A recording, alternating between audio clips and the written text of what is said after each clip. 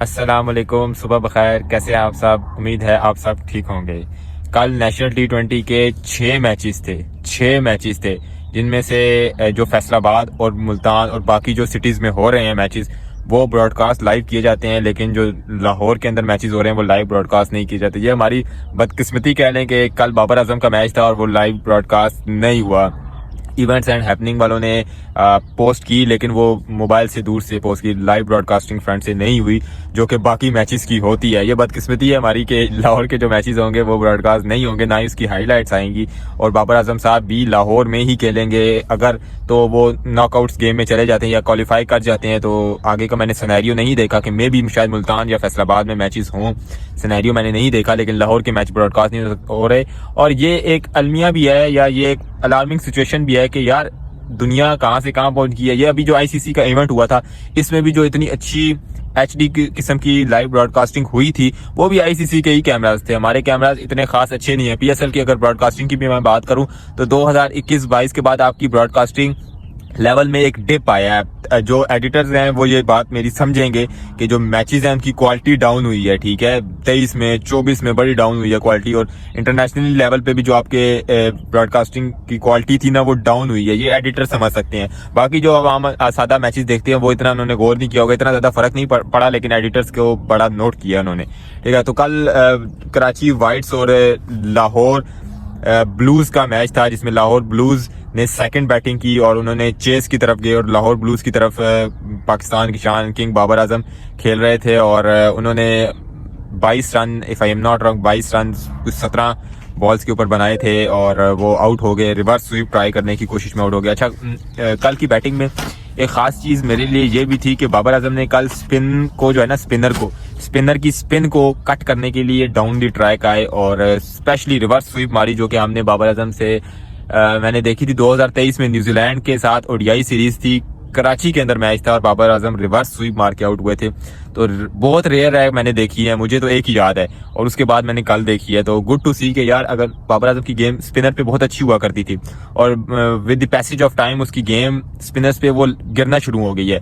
तो एक great player यही होता है कि जब उस पर कोई डाउनफॉल आता है या वो कोई गलत चीज होती है उसके साथ तो वो उस चीज को जल्दी है ना गो थ्रू करता है, उस चीज से निकलता है। और गुड टू सी के बाबर आजम ने कल रिवर्स स्वीप ट्राई की और ये बहुत जरूरी भी है, क्योंकि अगर रिवर्स अच्छा वो जो स्लॉग स्वीप मारते हैं बाबर आजम वो भी बड़ी अच्छी मारा करते थे, अब वो भी उनकी वीक हो गई है।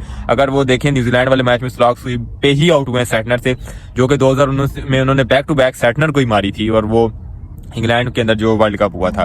लेकिन अब उनकी गेम उस तरह वीक होती गई है। लेकिन गुड टू सी कि यार वो इम्प्रूव कर रहे हैं और इम्प्रूव करने की कोशिश कर रहे हैं। वो बता रहे हैं कि यार मेरा दिल है कि मैं इम्प्रूव करूं।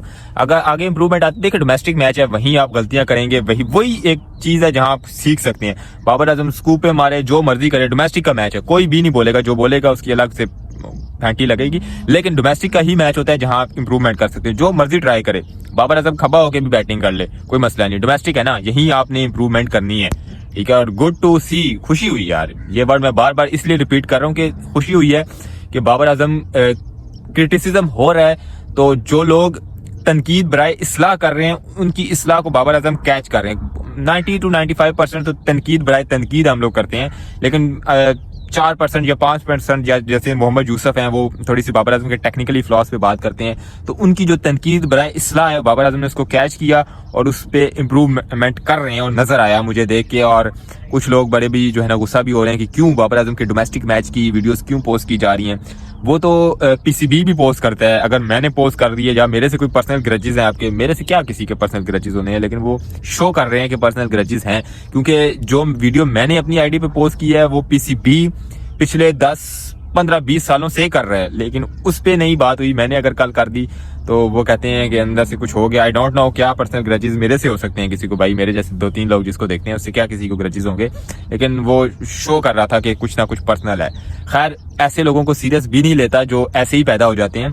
खैर आज भी बाबर आजम का मैच है और आज देखेंगे कि बाबर आजम क्या करेंगे। आज भी मैं तो इवेंट्स और हैपनिंग के यूट्यूब चैनल के ऊपर आपने एक्टिव रहना है, क्योंकि वो किसी भी टाइम वीडियो पोस्ट कर सकते हैं, क्योंकि पीसीबी तो कर नहीं रहा।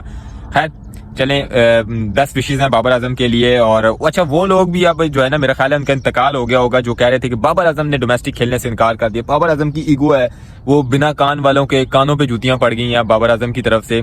और जैसे ही बाबर आजम उम्रा करके और वो डायरेक्ट आए, उन्होंने मैच खेला, उन्होंने डोमेस्टिक को इंपॉर्टेंस दी, और जैसे सरफराज ने दी थी, जैसे ग्रेट प्लेयर्स देते हैं। आप अगर डोमेस्टिक को इज्जत देंगे, डोमेस्टिक आपको इज्जत देगा। इंग्लैंड की टेस्ट सीरीज याद है, आपने डोमेस्टिक को इज्जत दी थी, कमरान गुलाम को लेके आए थे, कमरान गुलाम ने आपको बचाया था। तो डोमेस्टिक के परफॉर्मर को इज्जत देंगे, वो आपको इज्जत देगा। और गुड टू सी के बाबर डोमेस्टिक गए, परफॉर्म किया, और ये जो जिनकी दुकानें चल रही थी उनकी दुकानें भी बंद हो गई हैं, ठीक है, क्योंकि बाबर आजम डोमेस्टिक चले गए। अब आज बाबर आजम का मैच है, और आप भी देखेंगे, हम भी देखेंगे, और चलें नेक्स्ट वीडियो में मुलाकात होती है।